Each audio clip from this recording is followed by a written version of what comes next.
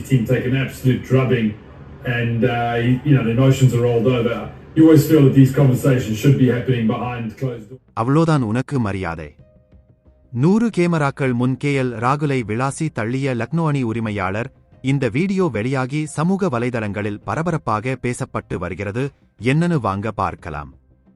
Sunrisers Hyderabad அணிக்கு எதிரான போட்டியில் லக்னோ சூப்பர் ஜெயண்ட்ஸ் அணி படுமோசமான தோல்வியை அடைந்தது. இந்த போட்டியில் முதலில் பேட்டின்ஸ் செய்த லக்னோ அணி டெஸ்ட் போட்டி போல ஆடி முதல் 6 ஓவர்களில் வெறும் 27 ரன்கள் மட்டுமே எடுத்திருந்தது. அதன்பின் ஓரளவு ரன்கள் சேர்த்து 20 ஓவர்களில் 165 ரன்கள் எடுத்தது.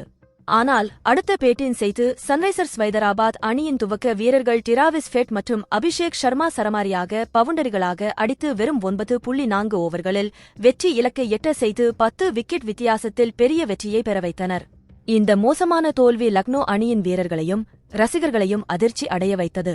குறிப்பாக லக்னோ அணியின் கேப்டன் கேஎல் ராகுல் டெஸ்ட் போட்டி போல பேட்டின் செய்து 33 பந்துகளில் 29 ரன்கள் எடுத்திருந்தார். அவரது மோசமான பேட்டிங்கால் தான் அந்த அணி வெறும் 165 ரன்கள் எடுத்தது.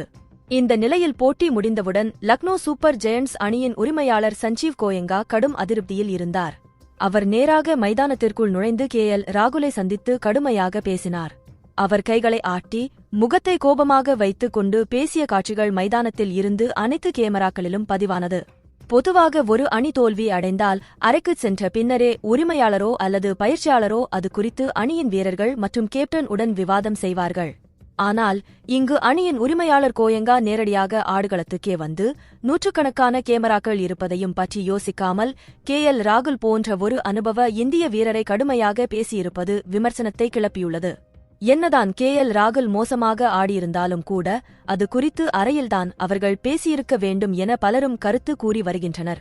இதற்கு உங்களுடைய கருத்துக்கள் என்ன?